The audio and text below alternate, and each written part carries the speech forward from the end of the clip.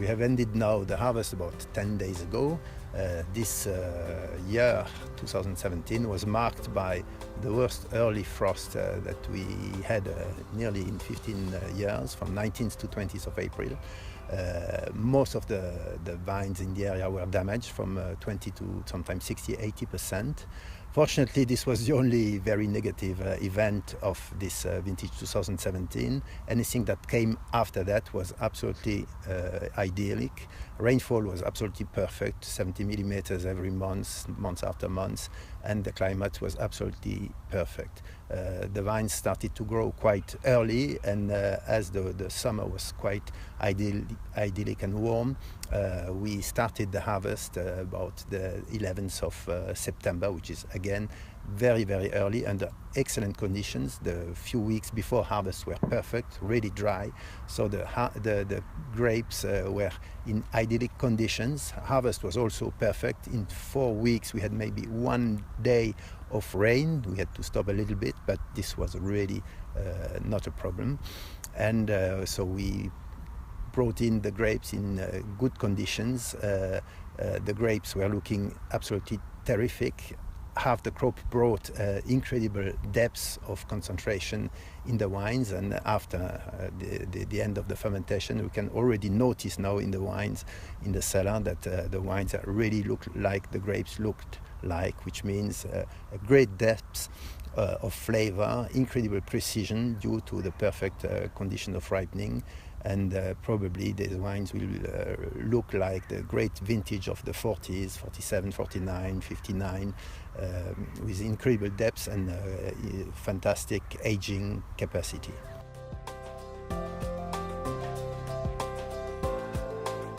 We are here in the terroir called Flochtig, otherwise it's called Rosenbourg, and we are really in the heart of one of the best quality vineyard for reds that we have in Rigvier or even in Alsace.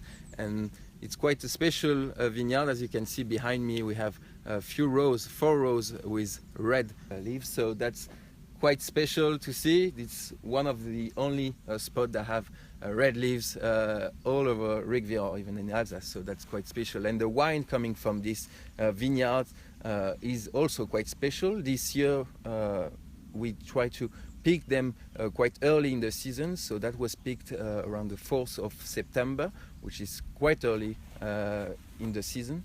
But that was the main objective, was to have lots of freshness and also a good expression, and we will try them later on in the cellar. It's still in the barrel. The fermentation is finished at the moment. The malo will take place sooner or later, and really the expression will change the style of the Pinot Noir for 2017 vintage.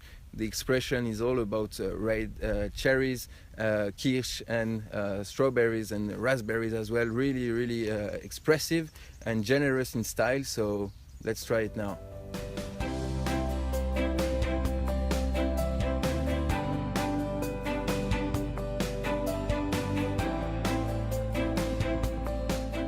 La cuvaison, c'était comme d'habitude, 2 semaines? Oui, 2 semaines avec pigeage manuel quotidien, et puis donc mise en barrique à l'écoulement directement.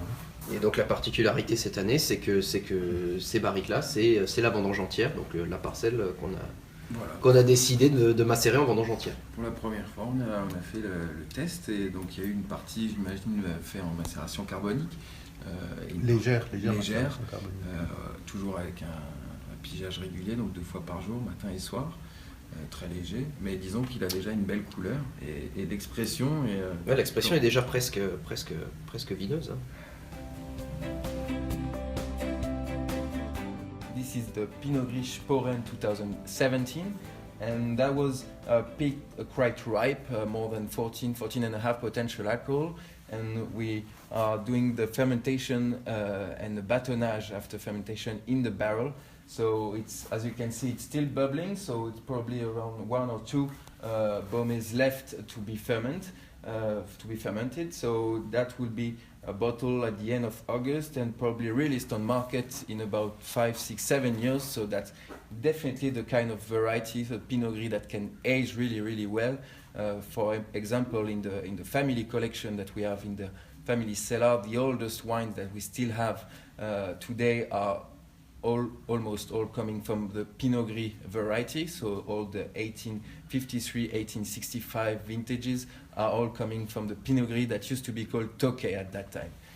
So I'm sure this wine, this Pinot Gris Sporen, Grand Cru Sporen, will age really well and will be a patience wine, and I'm pretty sure even in 30 years will taste delicious.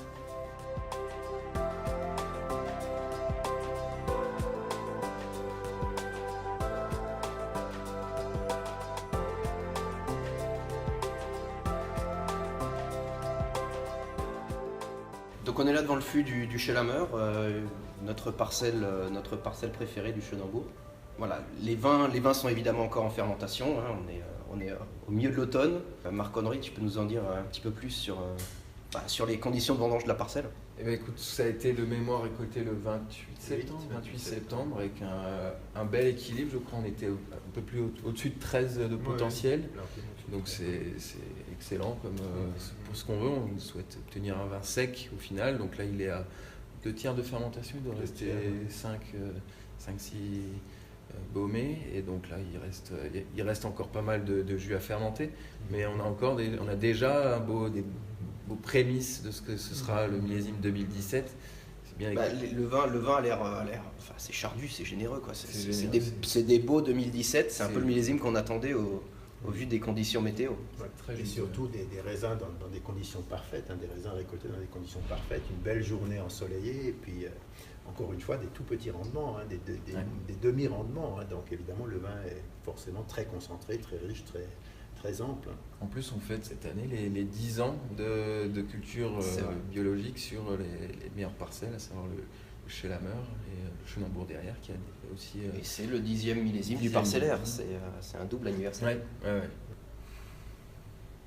Il faut se rappeler d'en mettre un peu dans la réserve familiale. Ouais. Le seul bémol, c'est la quantité. Forcément, la qualité sera au rendez-vous, mais comme on peut le voir, il y a 3650 litres de capacité. Donc, on laisse toujours un petit peu de vide pour que la fermentation se fasse, sans déborder, évidemment.